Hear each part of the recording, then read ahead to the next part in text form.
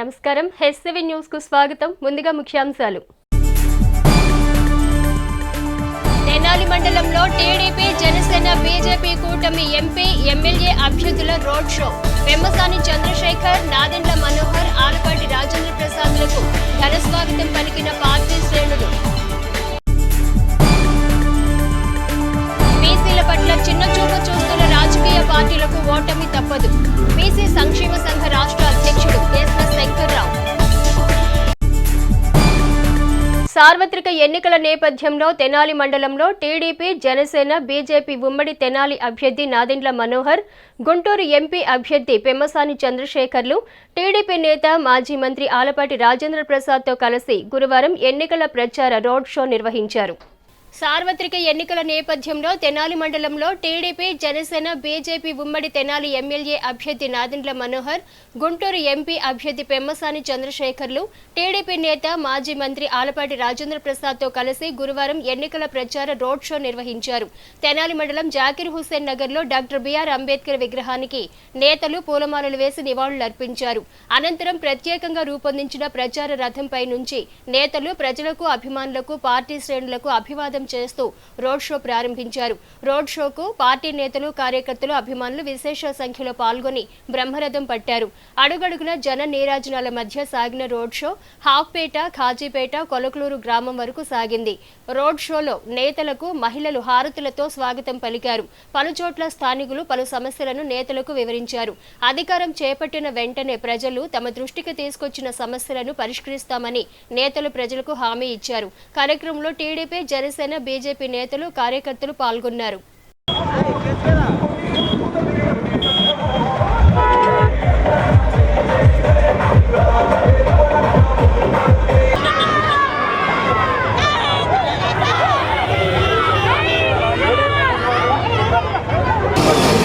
మన పార్లమెంట్ అభ్యర్థి శ్రీ పెమ్మసాని చంద్రశేఖర్ గారు మన నియోజకవర్గంలో పర్యటిస్తూ ఉంటారు. అనేక చోట్ల మీరు చూపించిన అభిమానం, ప్రత్యేకంగా ప్రభుత్వం మార్పు కోసం మీరందరూ కూడా తీసుకున్న మంచి నిర్ణయం చాలా బలంగా క్షేత్రస్థాయిలో స్పష్టంగా కనపడుతుంది. మన జీవితంలో మార్పు రావాలంటే ఈ ప్రభుత్వం పోవాలి. ఎంతో మంది రైతులు, మహిళలు, యువత ఎదురు చూస్తున్నారు ఆ రోజు కోసం. మన Telugu Desam party, Janasena party, Bharatiya Janata party కూటమిలో మనం చేయబోయే అనేక కార్యక్రమాలు, సంక్షేమంతో పాటు అభివృద్ధి కార్యక్రమాలు, అసలు ప్రతిరోజు మీరు ఆ రోడ్డు మీద ఎట్లా ప్రయాణం చేస్తున్నారో చాలా సందర్భంలో నాకే అర్థం కాదు. గతంలో మీకు కావాల్సిన అంతర్గత సిమెంట్ రోడ్లు కానివ్వండి, రక్షణ మంచినీటి పథకం కానివ్వండి, అదేవిధంగా కొల్లూరు దగ్గర మనం రైల్ ట్రాక్ మీద ఇచ్చిన ఫ్లైఓవర్ ఏ విధంగా ఈరోజు ఉపయోగపడుతుందో మీ అందరికీ తెలుసు. రైతులందరూ కూడా కోరుకునేది ఆ చిన్న లిఫ్ట్ ఇరిగేషన్ ప్రాజెక్ట్. అదొక 20 లక్షలు, 10 లక్షల రూపాయలతో ఆ కార్యక్రమం పూర్తవుతుంది. కానీ కనీసం 5 సంవత్సరాల నుంచి అక్కడ కనీసం ఒక మోటార్ కూడా పెట్టలేకపోయారు వీళ్ళు. కనీసం కాలువలు పుడికి తీయడం లేదు. స్వయంగా సొంత డబ్బుతోటి కాలువలు పుడికి తీపిస్తామంటే అధికారులు వచ్చి బెదిరిస్తున్నారు. అటువంటి పరిస్థితిని మనందరం కూడా అధిగమించుకోవాలి. కొలకలూరుకి మంచి భవిష్యత్తు ఉండాలి. కుటుంబంలో ఉన్న పెద్దలు, రైతులు ప్రత్యేకంగా వాళ్ళు చదివించి యువతని ఇంజనీర్లుగా, డాక్టర్లుగా మార్చాలనుకుంటుంటే మన ప్రాంతంలోనే మనకి ఎక్కడ కూడా ఉద్యోగ అవకాశాలు దొరకడం లేదు. మీరందరూ కూడా చాలా బలంగా మీరు తీసుకోవాల్సిన నిర్ణయం ఒకటే. ఇంకా 53 రోజులు ఉంది మనకి. 53 రోజులు మీరు ఓపిక పట్టి దేనికోసం అయితే చంద్రబాబు నాయుడు గారు, పవన్ కళ్యాణ్ గారు కలిసి ఒక మంచి నిర్ణయం తీసుకుని ప్రతిపక్ష ఓటు చేయడంలో ఈ రాష్ట్రంలో వైఎస్ఆర్సీపీ ప్రభుత్వ ఆంధ్రప్రదేశ్ కోసం మనందరూ కూడా కృషి చేయాలని ఏదైతే ముందడుగు వేశారో దాని క్షేత్రస్థాయిలో తెలుగుదేశం పార్టీ కార్యకర్తలు, నాయకులు, అదేవిధంగా జనసేన పార్టీ కార్యకర్తలు, నాయకులు, భారతీయ జనతా పార్టీ నాయకులు, కార్యకర్తలు కూడా అందరూ కూడా కలిసికట్టుగా ఒక ఉమ్మడి ప్రణాళికతోటి ప్రతిరోజు మేము ఓటర్ దగ్గరికి వెళ్ళి మనం చేయబోయే కార్యక్రమాల గురించి, మన మంచి ఆలోచనల గురించి, అభివృద్ధి కార్యక్రమాల గురించి మీ అందరూ కూడా ప్రజల్లోకి వెళ్ళాలి. మనందరూ కూడా మీకున్న అభిప్రాయాలు, సూచనలు, సలహాలు తీసుకుని తప్పకుండా కొల్లూరు సర్పంచ్ గా ఎన్నికైన మంచి కష్టపడి పనికొచ్చిన మహిళ ఆమె కూడా మీరందరూ కూడా రాబోయే రోజుల్లో ఎటువంటి ప్రణాళిక సిద్ధం చేసి మన ప్రాంతాన్ని అభివృద్ధి చేయాలో మీరు చెప్పండి. తప్పకుండా కలిసి పని చేసుకున్నామని చెప్పుకుంటూ బీసీలను చిన్నచూపు చూసిన రాజకీయ పార్టీలకు ఓటమి తప్పలేదని బీసీ సంక్షేమ సంఘ రాష్ట్ర అధ్యక్షులు కేశన శంకర్రావు తెలిపారు. బీసీలను చిన్నచూపు చూసిన రాజకీయ పార్టీలకు ఓటమి తప్పలేదని బీసీ సంక్షేమ సంఘ రాష్ట్ర అధ్యక్షులు కేశన శంకర్రావు తెలిపారు. శుక్రవారం స్థానిక రైల్వే స్టేషన్ రోడ్లోని బృందావన్ హోటల్లోని కాన్ఫరెన్స్ హాల్లో ఏర్పాటు చేసిన విలేకరుల సమావేశంలో ఆయన కాంగ్రెస్ పార్టీ సీనియర్ నేత ఆనంద్ శర్మ కుల జన గణన చేయడాన్ని తప్పుదోవ పట్టించేలా వ్యాఖ్యలు చేయటం సబబు కాదన్నారు. కుల జన గణన పట్ల రాజకీయ పార్టీలు అధికారంలోకి రాకముందు వచ్చిన తర్వాత రకరకాలుగా మాట్లాడడం ఎంతవరకు సమంజసమని ప్రశ్నించారు. ఓబీసీ కుల గణాంకాలను దేశ ప్రధాని ఎన్డీఏ ప్రభుత్వం చేస్తామని హామీ ఇచ్చి విస్మరించటం ఏ రకమైన విధానమన్నారు. బీసీలను నమ్మించి మోసం చేస్తే రాజకీయ పార్టీలకు రానున్న రోజుల్లో నిశ్శబ్ద విప్లవం ద్వారా సమాధానం చెప్పడం జరుగుతుందన్నారు. కుల గణాంకాల పట్ల రాజకీయ పార్టీలు మభ్యపెట్టకుండా వ్యవహరించాలని శంకర్రావు సూచించారు. కాంగ్రెస్ నాయకుడు సిడబ్ల్యూసి సభ్యుడు అయినటువంటి ఆనంద శర్మ గారు నిన్న విలేకరుల సమావేశంలో కానీ మీడియాలో కానీ మాట్లాడుతూ కుల గణాంకాలకి మేము వ్యతిరేకం, ఆనాడు ఇందిరాగాంధీ రాజీవ్ గాంధీ మేము వ్యతిరేకమైనటువంటి మాట మాట్లాడటం జరిగింది. గతంలో అనేక సిడబ్ల్యూసి సమావేశాల్లో కుల గణాంకాలు చేయాలి, చట్టసభల్లో రిజర్వేషన్ కల్పించాలి, ఎవరికీ లేనటువంటి క్రిమిలేయర్ని ఎత్తేయాలి, కేంద్రంలో బీసీ మంత్రిత్వ శాఖ పెట్టాలి అనేటువంటి ఆలోచనతో సిడబ్ల్యూసి సమావేశంలో తీర్మానం చేసినటువంటి విషయం మీరు మర్చిపోయారా అని అడుగుతా ఉన్నా. బీసీల అభ్యుదయ కోసం ఏ రాజకీయ పార్టీ అయినా సరే పాటు పడాల్సిందే, లేకపోతే దానివల్ల అగ్రకుల రాజకీయ పార్టీలన్నీ కూడా మట్టిలో కలిసిపోయేటువంటి ప్రమాదం కూడా ఉన్నదనేటువంటి విషయం కూడా మీ ద్వారా నేను తెలియజేస్తూ ఉన్నాను. బీసీలతో పెట్టుకుంటే ఈ దేశంలో ఏ రాజకీయ పార్టీ కూడా మనుగడ సాధించలేదు, దానికి తగినటువంటి మూల్యం కూడా చెల్లించుకోవాల్సి వస్తుందని చెప్పని మీడియా ద్వారా మరి ఆనంద్ శర్మ గారికి నేను హెచ్చరిస్తూ ఉన్నాను. బ్రిటిష్ వారు 1931లో కుల గణాంకాలు చేశారు, కానీ మనకి స్వతంత్రం వచ్చి దాదాపు 76 సంవత్సరాలు కూడా దాటిన మీద ఈరోజు వరకు కూడా కుల గణాంకాలు లెక్కించకపోవటం రాజకీయ పార్టీలు ఏ విధంగా బీసీలతో దోబూచులాడుతూ ఉన్నాయో అందరూ కూడా గమనిస్తూనే ఉన్నారనేటువంటి విషయాన్ని మీరు మర్చిపోకూడదు. ఎందుకంటే బ్రిటిష్ వారు ఓబీసీ కుల గణాంకాలకి ఫార్మెట్లో కాలాన్ని పెట్టారు. ప్రతి 10 సంవత్సరాలకి ఎస్సీ ఎస్టీ సోదరులకి జనగణనతో పాటు కుల గణాంకాలు కూడా చేయాలని చెప్పింది. మరి మన పాలకులు వచ్చి కార్యక్రమం కూడా ఈరోజు వరకు కూడా కుల గణాంకాలు లెక్కించట్లా. దీనికి ప్రధానమైనటువంటి కారణం ఏమిటనేది మీ ఆత్మ పరిశీలన మీరు చేసుకోవాలి. గతంలో బీజేపీ కూడా ప్రతిపక్షంలో ఉన్నప్పుడు ఒక మాట మాట్లాడుతూ ఉన్నారు, అధికారంలోకి వచ్చిన తర్వాత ఒక రకమైన మాట మాట్లాడుతూ ఉన్నారు. అదేవిధంగా కాంగ్రెస్ పార్టీ గతంలో పార్లమెంట్లో ఉన్నప్పుడు కుల గణాంకాలు మేము చేయటానికి మాకు ఏ రకమైన ఇబ్బంది లేదు అనేటువంటి మాట్లాడినటువంటి విషయం మరి బయట మాట్లాడిన కాదు, సాక్షాత్తు పార్లమెంట్లో మాట్లాడినటువంటి విషయం మీకు నేను గుర్తు చేస్తూ ఉన్నాను. ఇలా అధికారం ఉన్నప్పుడు ఒక రకంగాను, ప్రతిపక్షంలో ఉన్నప్పుడు ఒక రకంగాను మాట్లాడటం అనేది మీ రాజకీయ పార్టీలకి ఇది తగునానని నేను అడుగుతా ఉన్నా. పుట్టుస్వామి కమిషను, అదేవిధంగా బీపీ మండల్ కమిషన్, ఈ కమిషన్లన్నీ కూడా కుల గణాంకాలు చేయాలి అనేటటువంటి ఆలోచనతో ఆ రోజున ప్రభుత్వానికి నివేదికలు ఇవ్వటం జరిగింది. ఇవాళ మీరు ఇన్ని నివేదికలు తీసుకుని ఇన్ని సంవత్సరాల నుంచి కాలయాపన చేస్తూ ఈ రోజున మేము కుల గణాంకాలకి వ్యతిరేకమని చెప్పని కాంగ్రెస్ పార్టీ నాయకుడైనటువంటి ఆనంద్ శర్మ గారు, గతంలో బీజేపీలో పనిచేస్తున్నటువంటి ఆర్ఎస్ఎస్ వారు ఈ రకమైనటువంటి మాటలు మాట్లాడితే భవిష్యత్తులో తగినటువంటి మూల్యం కూడా చెల్లించుకోవాల్సి వస్తుందని చెప్పని రాష్ట్ర బీసీ సంక్షేమ సంఘం అధ్యక్షుడిగా మీకు నేను తెలియజేస్తూ ఉన్నాను. ఇండియా కూటమి కానీ ఎన్డీఏ ప్రభుత్వం కానీ అన్ని రాజకీయ పార్టీలు కానీ కుల గణాంకాలు వ్యతిరేకించిన వాళ్ళకి దేశంలో కాలగర్భంలో కలిపేటందుకు కూడా బీసీ సంఘాలు ముందుగా ఉన్నాయనేటువంటి విషయాన్ని మీ ద్వారా నేను తెలియజేస్తూ ఉన్నాను. సంఘ నియోజకవర్గ అధ్యక్షుడు జొన్నాదుల వెంకటేశ్వరరావు మాట్లాడుతూ బీసీలకు పదవులిచ్చి పవర్ లేకుండా రాజకీయ పార్టీలు వ్యవహరిస్తున్నాయని విమర్శించారు. బీసీలకు రిజర్వేషన్ కల్పించేలా చట్టాలు తీసుకురావాలని ప్రభుత్వాలను డిమాండ్ చేశారు. సమావేశంలో సంఘ తెనాలి వర్కింగ్ ప్రెసిడెంట్ వేముల కృష్ణ, జగ్గడగుంటపాలెం గ్రామ అధ్యక్షులు కొడాలి శ్రీనివాసరావు, నాయకులు మురళి, రమేష్ బాబు, సాయి, మణికంఠ, వేముల సాయిరాం తదితరులు పాల్గొన్నారు. దాదాపు టీడీపీ గవర్నమెంట్లో కూడా బీసీలకి పదవులు ఇచ్చారే కానీ పవర్ మాత్రం 2-3 దగ్గరే కేంద్రీకృతం చేసి అట్లాగే చేశారు లాస్ట్ 5 సంవత్సరాల్లో. ఇప్పుడు దాని తగ్గ జగన్మోహన్ రెడ్డి గారు నెక్స్ట్ ఇప్పుడున్న గవర్నమెంట్లో బీసీలకి ఎస్సీలకి పదవులు ఇచ్చారు. పదవులు ఇచ్చి పవర్స్ కూడా లేకుండా చేశారు. కొన్ని కార్పొరేషన్లు 52 కార్పొరేషన్లో ఎటువంటి నిధులు లేకుండా 52 కార్పొరేషన్ చైర్మన్లు కూడా రిజైన్ అయిపోయారు. బీసీలు వాళ్ళందరికీ వాళ్ళు స్వయం కృషితోనే ఎదుగుతున్నారు. కానీ మాకు కావాల్సిందల్లా రాజ్యాంగంలో మాకు హక్కులు కల్పించే విధంగా రాజ్యాంగ సవరణలో బీసీలకు రిజర్వేషన్ చట్టసభల్లోకి వెళ్ళే విధంగా రాజ్యాంగ సవరణ చేయాలి. ఇప్పుడు నరేంద్ర మోడీ గారిని ఫస్ట్ సారి తీసుకొచ్చేటప్పుడు బీసీ నినాదంతో తీసుకొచ్చి దేశం మొత్తంలో బీసీ నినాదంతో తీసుకొచ్చి ఆయన ప్రైమ్ మినిస్టర్ చేశారు. ఆయన బీసీ అయినా కూడా ఏ రోజు కూడా బీసీల యొక్క ప్రాముఖ్యత చేయకుండా ఆర్ఎస్ఎస్కి ఆయన లోబడిపోయి పనులు చేశారు.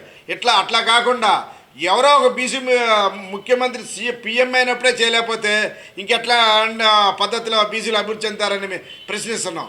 ఈసారైనా ఆయన సిఏ చట్టాలు రాజ్యాంగ సవరణలు చాలా చేయదలుచుకున్న నెక్స్ట్ సారి వచ్చినప్పుడు ఆ చట్ట సవరణలో ఫస్ట్ బీసీల యొక్క రిజర్వేషన్ చట్టసభల్లోకి రిజర్వేషన్ వచ్చే విధంగా చేస్తే చిరస్థాయిగా బీజేపీ జీవితాంతం కూడా 70 సంవత్సరాలు కూడా నెక్స్ట్ బీసీలు అందరూ బీజేపీకే సపోర్ట్ చేస్తామని, మీరు మాకు ఎటువంటి తాయిలాలు ప్రతిసారి బట్టల్లోకి డబ్బులు ఇవ్వడం కానీ పసుపు కుంకాలని కానీ ఎటువంటి డబ్బులు ఇవ్వకపోయినా పర్లేదు, మాకు రాజ్యాంగం హక్కులు కల్పించి మీరు మమ్మల్ని చట్టసభలో పంపిస్తే మాలో చాలామంది ఆర్థికవంతులు ఉన్నారు. కానీ మాలో ఆర్థికవంతులు లేని వాళ్ళని మేము అభివృద్ధి చేసుకుంటాం. మీరు మాకు చేయాల్సిందల్లా చట్టసభలోకి మమ్మల్ని తీసుకెళ్లే విధంగా మీరు పోరాడాలి. అగ్రవర్ణాలు అధికారం కోసం ఇష్టం వచ్చేట్టు మాట్లాడటం సరికాదు. ప్రజాస్వామ్య దేశాల అభివృద్ధి ఆ దేశంలోని ఓటర్లపై ఆధారపడి ఉంటుందని, ప్రతి ఒక్కరూ తమకున్న ఓటు హక్కును సద్వినియోగం చేసుకోవాలని తెనాలి పురపాలక సంఘ కమిషనర్ బి శేషన్న తెనాలి పట్టణంలోని ఐలమ్మ పార్కులో శుక్రవారం నిర్వహించిన ఓటర్ అవగాహన కార్యక్రమంలో అన్నారు. తెనాలి పురపాలక సంఘం వారి ఆధ్వర్యంలో శుక్రవారం తెనాలి రజిక చెరువు సమీపంలోని ఐలమ్మ పార్క్ నందు స్వీప్ కార్యక్రమాన్ని శుక్రవారం నిర్వహించారు. ఈ కార్యక్రమంలో పాల్గొన్న తెనాలి పురపాలక సంఘ commissioner B Seshanna, 2 town CI సుధాకర్లు మాట్లాడుతూ 18 ఏళ్లు నిండిన ప్రతి ఒక్కరూ ఓటు నమోదు చేయించుకోవాలని అన్నారు. భారత రాజ్యాంగం ప్రజలకిచ్చిన అత్యుత్తమమైన శక్తివంతమైన ఆయుధం ఓటు హక్కని అన్నారు. ఆ ఓటును ఎలాంటి ప్రలోభాలు లోను కాకుండా ఓటర్లు సద్వినియోగపరచుకోవాలని సూచించారు. ప్రజాస్వామ్యంలో ఓటుకి ఎంతో ప్రాధాన్యత ఉందని, ప్రజలను పరిపాలించే పాలకులను ప్రజలే ఎన్నుకోవడం జరుగుతుందని అన్నారు. ప్రజాస్వామ్య దేశాల అభివృద్ధి ఆ దేశంలోని ఓటర్లపై ఆధారపడి ఉంటుందని అన్నారు. అనంతరం ప్రజల చేత ప్రమాణం చేయించారు. ఈ కార్యక్రమంలో ఏసీపీలు అనుష, సుబ్బారావు, శానిటరీ ఇన్స్పెక్టర్ ఆకురాతి రామచంద్రరావు, మెప్మా మాధవరావు మరియు మెప్మా సిబ్బంది, తెనాలి పురపాలక సంఘ సిబ్బంది, వాకర్స్ తదితరులు పాల్గొన్నారు. చిన్నప్పుడు అంటూ ఉండేవాళ్ళు, అరే ఓటు హక్కు వినియోగించుకోవాలి, గవర్నమెంట్ మనం బతికున్నాము అనే లెక్క ఎక్కడ తెలియద్ది అని అంటే అది కేవలం ఓటేస్తేనే తెలిసిద్ది అని అంటూ ఉంటారు. కాబట్టి అది మీరు గుర్తుపెట్టుకోవాలి. ఇదివరకు అది బాగా ప్రచురంగా ఉండేది. మనది ప్రజాస్వామ్య దేశం, నియంతృత్వం కాదు. అందుకోసమనే ప్రజాస్వామ్య దేశంలో మనకి స్వేచ్ఛనివ్వడం జరిగింది. ఈ స్వేచ్ఛ ఎటువంటి స్వేచ్ఛ అంటే మనం ఏదైతే చేయాలి అనుకున్నది కూడా చేయలేని స్వేచ్ఛలో ఉన్నాం మనం. కాబట్టి కొన్ని అప్పుడప్పుడు అనిపించింది కొన్ని నియంతృత్వాలు కూడా ఉండాలి. ఎందుకంటే ఓటు రాజ్యాంగం కలిగించినటువంటి వజ్రాయుధం అని అందరం అంటున్నాం. కానీ వజ్రాయుధాన్ని వినియోగించుకోవాలని మాత్రం ఎవరు అనుకోవట్లేదు. దయచేసి అటక మీద ఓపులు పెట్టెలోనో జేబుల్లోనో మీ ఓటర్ స్లిప్ను తీసుకొని దయచేసి ఎవరు ఉంచుకోవద్దు. కొద్దిగా ఆ రోజు వరకు, ఏ రోజైతే ఓటర్ డేగా మనకు ప్రకటిస్తుందో ఎలక్షన్ కమిషన్ ఆఫ్ ఇండియా, మే 13 రోజు అందరం సిద్ధంగా ఉండాలి.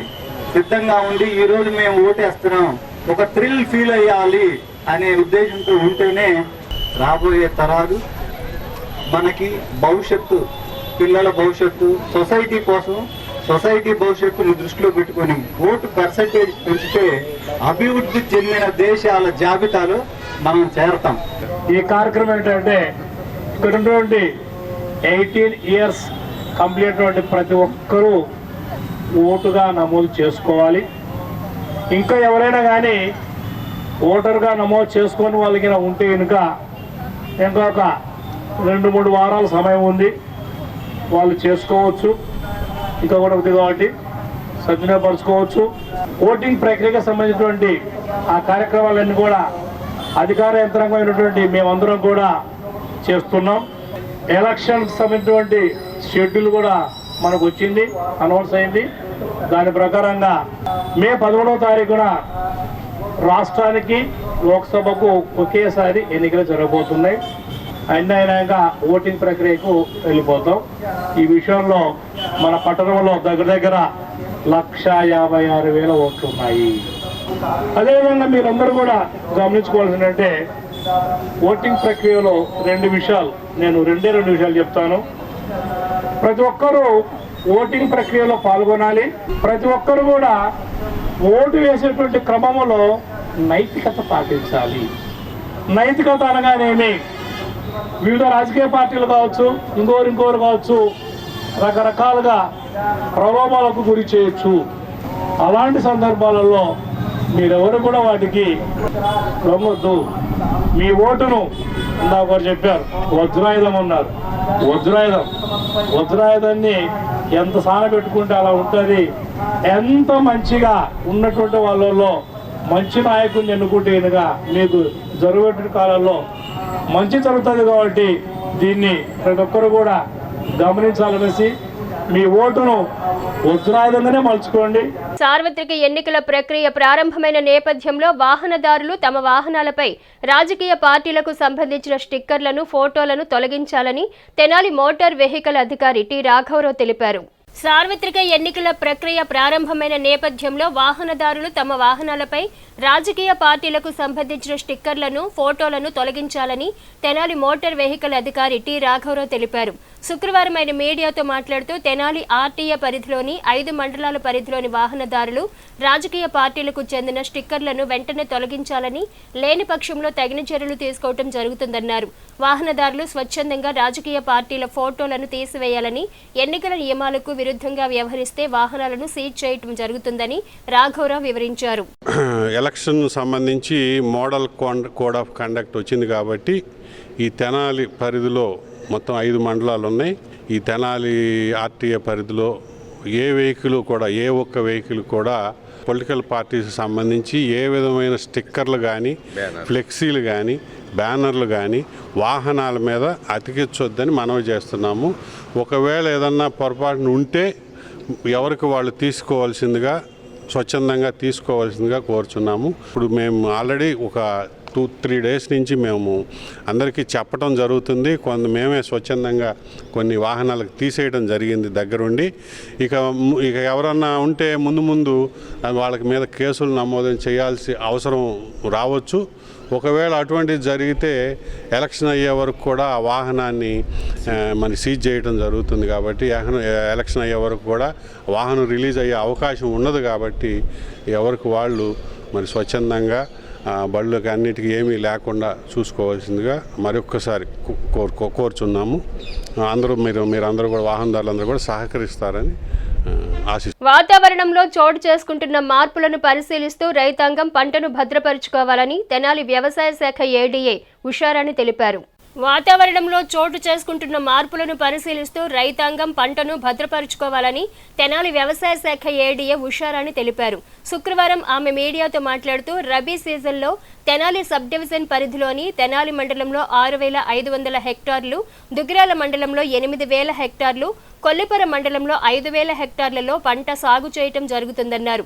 ఉపరితల ద్రోణి కారణంగా వాతావరణంలో చోటు చేసుకునే మార్పులను గమనిస్తూ పంటను కోసి భద్రపరుచుకోవాలని ఆమె రైతాంగంకు వివరించారు. మన తెనాలి సబ్ డివిజన్ పరిధిలో ఉన్నటువంటి దుగ్గిరాల, కొల్లిపర, తెనాలి మండలాల్లో ఈ రబీ సీజన్లో ప్రధానంగా మనకి 3 పంటలు వేయటం జరిగింది. మొత్తం మీద మనకి తెనాలి మండలంలో 6,500 హెక్టార్లో పంటలు వేయటం జరిగింది. అలాగే దుగ్గిరాల్లో 8,000 హెక్టార్లో, అలాగే కొల్లిపరలో 5,000 హెక్టార్లో మొక్కజొన్న అపరాలు వేసుకోవటం జరిగింది. డిసెంబర్లో వచ్చినటువంటి మిస్సింగ్ తుఫాను వలన మొక్కజొన్నలో ఈ సంవత్సరం కొంచెం పింక్ స్టెమ్ బోరర్ ఉధృతి ఎక్కువగానే మనం గమనించడం జరిగింది. అలాగే రైతులు 3-4 దఫాలుగా ఈ పురుగుని కంట్రోల్ చేయడానికి రకరకాల పురుగు మందులను వాడారు. అలాగే ఫాలార్మేవామ్ కూడా చాలా తక్కువ ఇన్సిడెంట్స్ మనం అబ్జర్వ్ చేయటం జరిగింది. ఏది కూడా చేయి దాటి వెళ్లకుండా మరి నష్టపరిమితిలోపే ఈ పురుగులన్నిటినీ వాటి ఉధృతిని కంట్రోల్ చేసుకోవటం జరిగింది.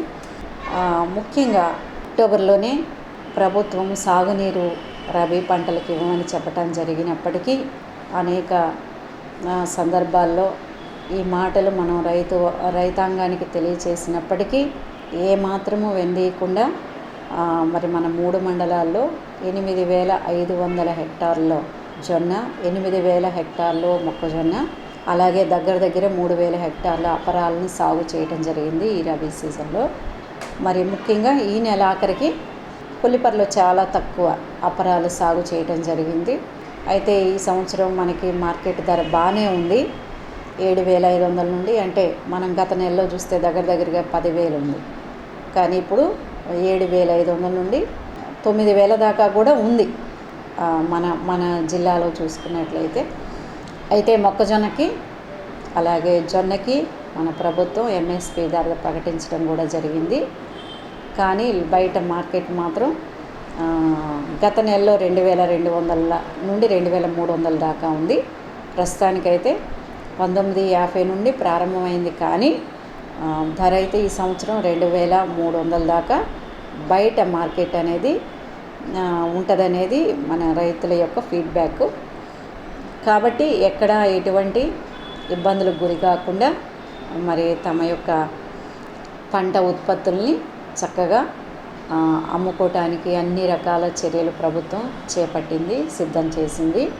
గత సంవత్సరంలో జరిగినటువంటి నష్టాన్ని దృష్టిలో పెట్టుకొని రైతులు ఎక్కడా కూడా మరి కొంచెం నిర్లక్ష్య ధోరణి వహించకుండా ఎప్పటికప్పుడు, ఎప్పుడు మనకి సడన్ రైడ్స్ పడతాయో మనకు తెలియదు, ఫోర్కాస్ట్ అయితే ఉంది. కాబట్టి ఎప్పుడు హార్వెస్ట్ చేసిన పంటని అప్పుడే నూర్చుకొని బస్తాలని సేఫ్టీ ప్లేసుల్లో నిల్వ చేసుకొని మంచి ధరలు వచ్చినప్పుడు విక్రయించుకోవాల్సిందిగా రైతులకు మనవి చేసుకుంటున్నాను. 18 సంవత్సరాలు నిండిన వారు మాత్రమే వాహనాలను నడపాలని, అందుకు విరుద్ధంగా వాహనాలు నడిపితే చట్టపరమైన చర్యలు తీసుకోవటం జరుగుతుందని మోటారు వెహికల్ అధికారి రాఘవరావు తెలిపారు.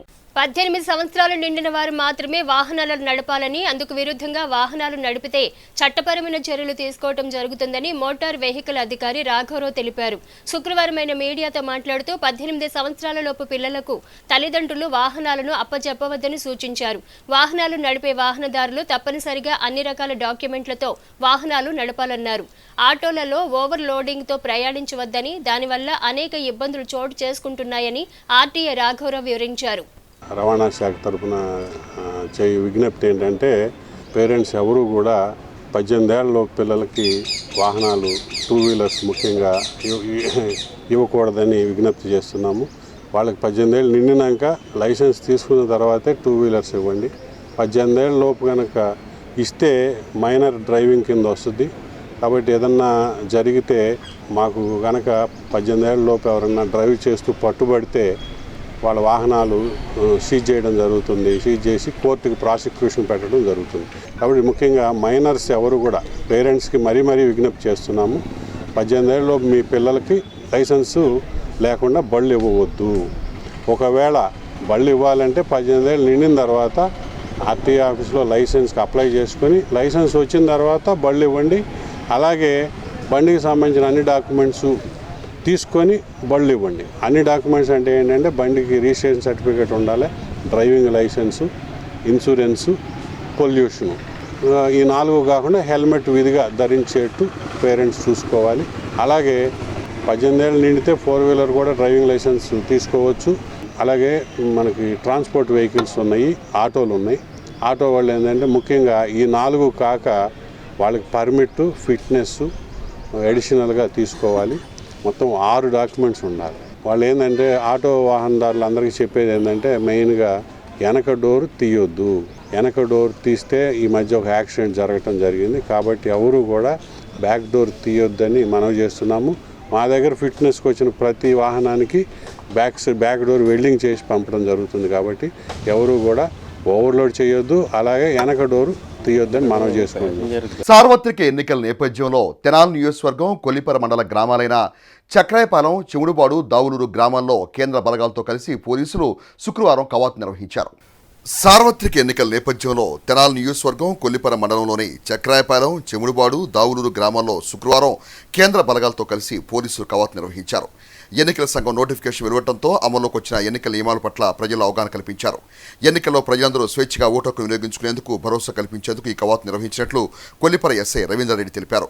ప్రజలందరూ తమ అమూల్యమైన ఓటు హక్కును సద్వినియోగం చేసుకోవాలని సూచించారు. ఎన్నికల నియమాలను అతిక్రమించిన వారి పట్ల చట్టపరమైన చర్యలు తీసుకోవడం జరుగుతుందని తెలిపారు. కార్యక్రమంలో పలువురు పోలీస్ సిబ్బంది, సిఐఎస్ఎఫ్ సిబ్బంది పాల్గొన్నారు. గుంటూరు జిల్లా ఎస్పీ గారి ఉత్తర్వుల మేరకు కొల్లిపర మండలంలోని సమస్యాత్మక గ్రామాలను గుర్తించడం జరిగింది.